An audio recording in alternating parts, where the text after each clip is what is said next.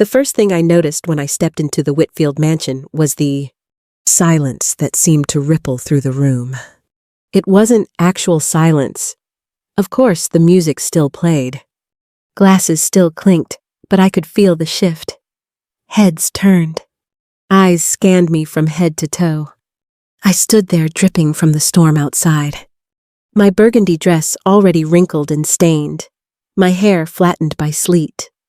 I had imagined walking into that party with dignity, looking polished and elegant. Instead, I looked like a woman who had lost her way. Caroline, my daughter-in-law, didn't even bother to mask her reaction. I caught the way she leaned toward her cousin, the way her lips curved into that cold little smile she saved just for me. I didn't need to hear her words. Her eyes said it all. Embarrassment, disgust, maybe even triumph. To her, I was proof that I didn't belong in their world, that I was the outsider who had forced herself into the glittering circle of old money and perfect appearances. I tried to steady myself, reminding myself why I had come. This was supposed to be my chance to finally be included, to show them I wasn't the burden they thought I was. But under that chandelier glow, with every polished guest watching me like I had tracked mud across their Persian rug, I felt smaller than I had in years. My heart pounded so loudly I could barely focus on anything else. There was a sting in that moment. I won't ever forget the way the room seemed to close in, the way laughter resumed just loud enough to cover whispers. I had spent days preparing for this evening, practicing conversation topics, rehearsing my smile, even saving for a dress I thought would pass their silent tests. And yet here I was, undone in an instant, exposed as if all my efforts had been nothing more than a child's costume. What made it worse was Daniel's face my son caught between concern and embarrassment. I could see him hesitate, like he wanted to rush to me, but feared what Caroline might think if he did.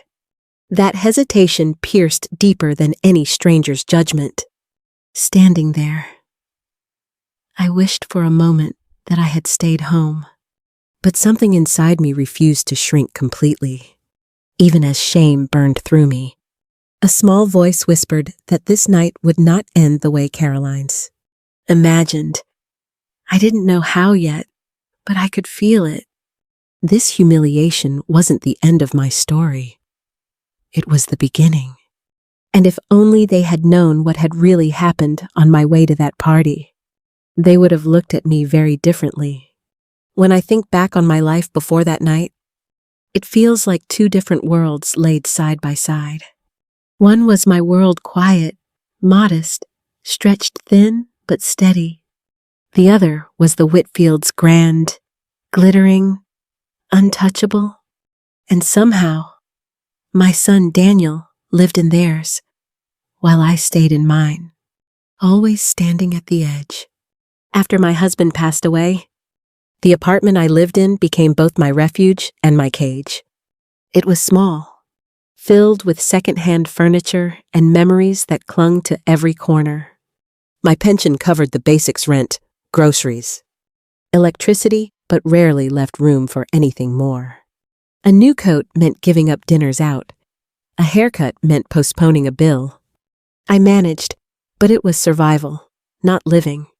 Still, I found comfort in routine. My mornings began with instant coffee and the sound of neighbors heading to work.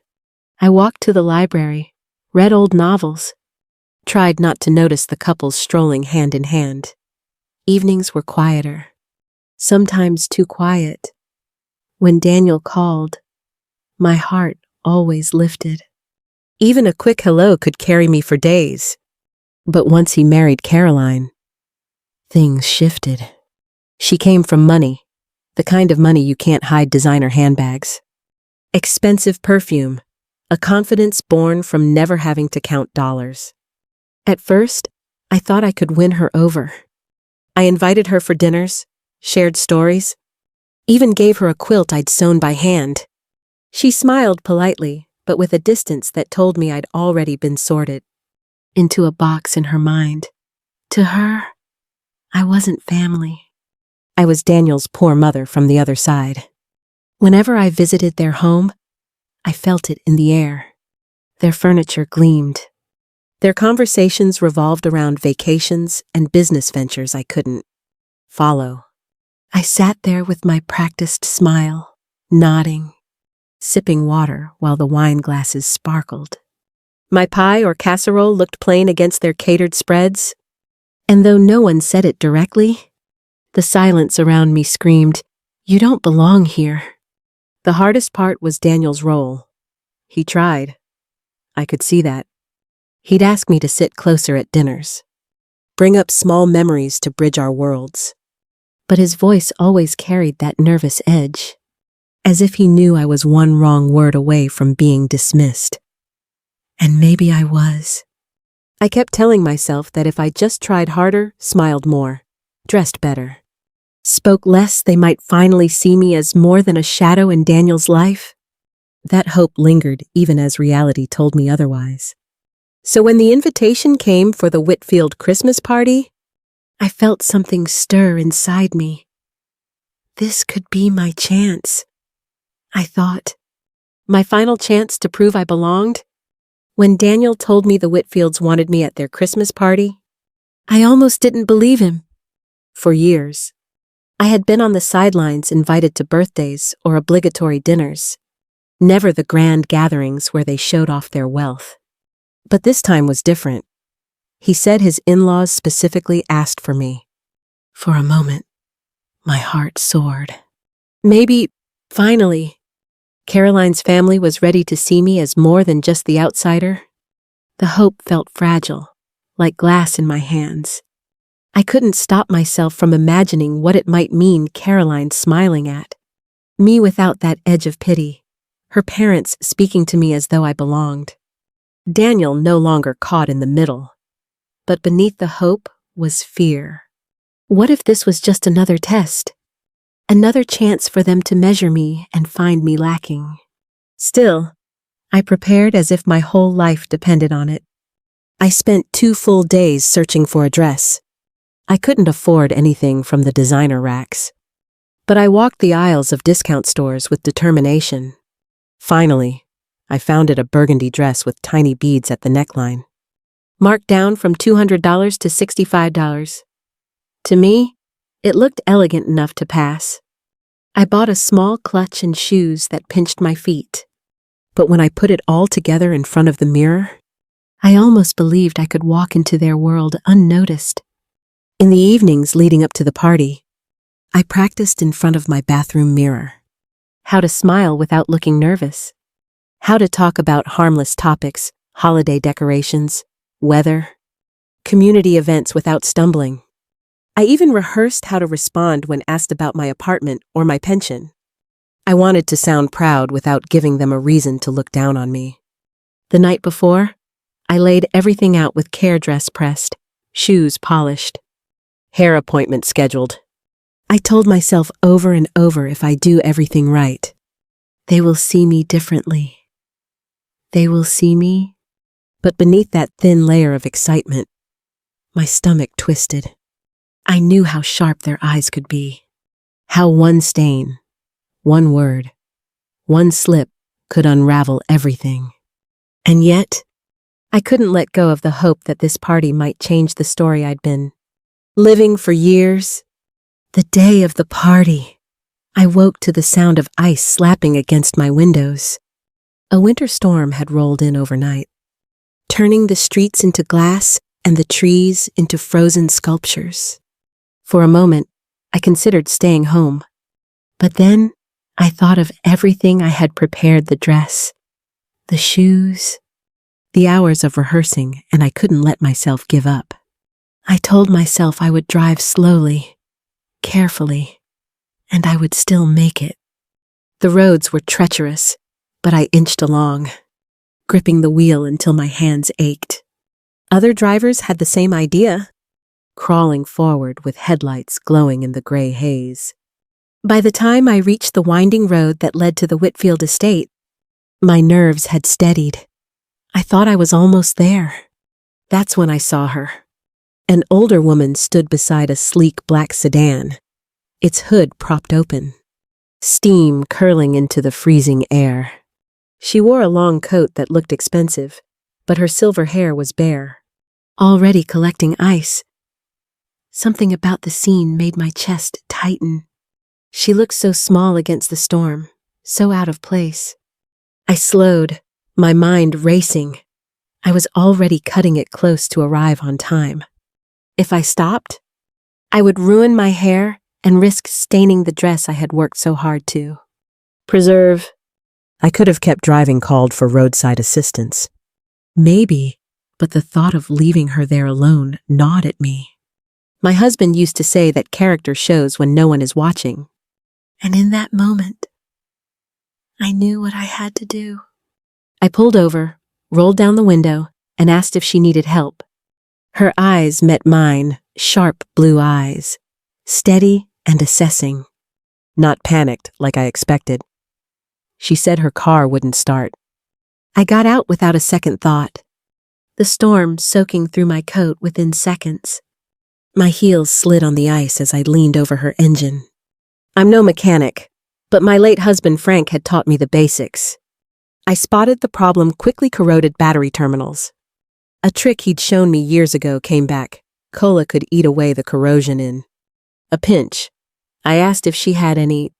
She reached into her expensive handbag and, almost unbelievably, pulled out a small bottle of Coke. There we were, two women in formal clothes, pouring soda onto a car battery in the middle of an ice storm. She watched me scrape at the metal with my car key, her lips twitching in the faintest smile. When I told her to try the ignition, the engine roared back to life. Relief flickered across her face, followed by something else, something like respect. By then, my coat was ruined, my hair limp, and grease smeared across my dress.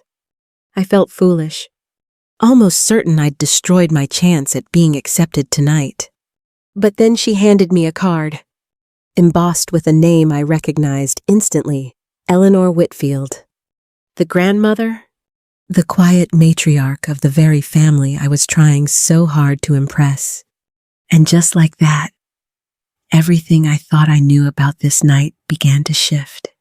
Walking into the Whitfield mansion felt like stepping into a spotlight I hadn't asked for. The chandelier cast a golden glow over polished marble floors, and everywhere I looked, guests sparkled in gowns and tailored suits. I should have felt awe, but all I felt was the weight of their eyes. Every head turned, and every glance seemed to freeze on the stains across my dress. The damp strands of hair stuck to my forehead, the salt from the storm clinging to my coat. The silence was suffocating, broken only by whispers that weren't as quiet as the speakers thought they were. I caught fragments late. What happened to her? Embarrassing, and each word pressed against my chest like a stone. My cheeks burned hot, though the rest of me was shivering from the cold. Caroline appeared, her face stretched in a smile too tight to be kind. She touched Daniel's arm lightly, her eyes darting toward me as if to remind him that I was his responsibility. I saw the way she leaned close, her lips moving just enough for me to know the words weren't meant to be supportive. Whatever she said made Daniel's face tighten with discomfort. My own son looked torn between defending me and wishing I'd never walked through the door. Then Richard, Caroline's father, approached. His voice carried that polite edge people use when they're asking you to leave. Without saying it outright, he suggested I might be more comfortable stepping away, maybe freshening up before joining everyone else. The meaning was clear. I didn't belong here, not like this. The humiliation hit me like a tidal wave. I had imagined this moment so differently, walking in with my head high, meeting their gazes with quiet confidence. Instead, I felt stripped bare, judged for every wrinkle, every flaw. Every dollar I didn't have, my instinct was to turn around, to escape into the storm outside, where at least the cold didn't look at me with disdain. I was on the verge of whispering an apology and retreating when a voice cut through the room, clear, steady, commanding. Eleanor Whitfield had arrived, and her words would change everything. Just as I was about to retreat, Eleanor's voice rang out, slicing through the murmurs like a knife. She didn't raise it, yet somehow every conversation stopped. People turned, not toward me this time, but toward her. The authority in her tone left no room for dismissal. She moved closer, her steps unhurried, her eyes steady on me. Then she told the room exactly why I looked the way I did. She spoke of the storm, of being stranded on the side of the road, of how I had stopped when so many others would have kept driving. She explained that I had stood out in the freezing rain, soaking my clothes, ruining my hair and dress, just to make sure she got here safely. The words seemed to hang in the air, heavier than the chandeliers above us. A ripple moved through the crowd, surprise, disbelief, maybe even shame. Suddenly, I wasn't just the poor widow who had shown up underdressed. I was the woman who had chosen kindness over vanity. Eleanor looked directly at me then, her voice warm but firm, as if she was laying down a challenge to everyone else in the room. She asked them how many of them would have done the same. The silence that followed was deafening. No one met her gaze, not even Richard, who had been so eager to push me aside moments before. For the first time all evening, I felt the weight of the judgment around me shift. Eyes that had been sharp and critical softened with curiosity, even respect. Whispers changed tone from ridicule to wonder. A woman nearby murmured something about resourcefulness and good character. Another nodded as if seeing me for the first time. And then I saw Caroline. Her smile had vanished, replaced with something brittle, strained. She looked as if she'd swallowed something sour. Every word Eleanor spoke elevated me while pulling Caroline down. And she knew it. She wasn't the center of admiration anymore her grandmother had placed me. There instead, relief washed over me. But it wasn't just relief, it was empowerment. For years I had been shrinking myself, trying to blend into their world quietly, hoping to go unnoticed. But here I was, standing in front of them exactly as I was stained dress. Damp hair, trembling hands, and Eleanor was telling them I was enough. More than enough. It was the first time in a very long while that I felt proud of myself. And little did I know, Eleanor wasn't finished. What she would reveal next would shake not just the evening, but the very foundation of her family's legacy. Later that evening, when the music softened and the crowd scattered into smaller conversations, Eleanor asked me to join her in the library. The room was quiet, lined with shelves that stretched to the ceiling. The kind of place where secrets seemed to live. She moved with such confidence, every step reminding me that despite her age, she still carried the weight of authority. I sat across from her, still damp from the storm, still trying to process everything that had already happened. For a moment, I wondered if she had only defended me to make a point, to scold her family for their lack of kindness. But when she leaned forward, her eyes meeting mine with sharp clarity, I realized there was more. She told me that decades ago. When the world wasn't ready to take a woman seriously in business, she had quietly built the company that carried her family's name. She described long nights, contracts negotiated in back rooms, risks she took when everyone said she was bound to fail. Her husband, she said, had been supportive, but not the visionary. The empire, the wealth, the legacy, it had been hers from the start. I sat frozen, my mind struggling to take it in. The elegant woman before me, who the family spoke of as if she were just a figurehead, had actually laid every stone of the foundation they stood on. And she had carried that secret all these years, letting the world believe it had been her husband's triumph. She studied me as I absorbed her words. And then she said something I'll never forget. I reminded her of herself when she was young, not in wealth or status, but in spirit. She saw in me the same grit, the same quiet determination to keep moving forward no matter how the world tried to push me down. She spoke of how I'd ruined my dress and risked humiliation just to help someone in need, and she told me that kind of instinct, that refusal to turn away, was the very thing that had once built an empire. I felt humbled, honored, and astonished all at once. For years, I had been treated like an inconvenience, like a shadow in the corner of their gatherings. And here she was, the true matriarch, telling me that I carried qualities her own family seemed to have forgotten. As she spoke, I realized she wasn't just confiding in me, she was preparing me. There was a flicker in her expression, a quiet determination that hinted she was ready to reclaim something she had let go of for too long. And somehow, I knew I was going to be part of it. I left that library with my heart pounding, a mix of disbelief and wonder. The night had already turned once, but Eleanor's revelation was more than just a twist in the story. It was a doorway, and I was about to step through it. When Eleanor gathered the family together later that evening, I assumed it was to close the night with one of her graceful speeches. Instead, she turned the attention back to me, calmly, without a trace of hesitation. She announced that she intended to bring me into Whitfield Industries not as a formality, not as a token gesture, but as part of the company's future.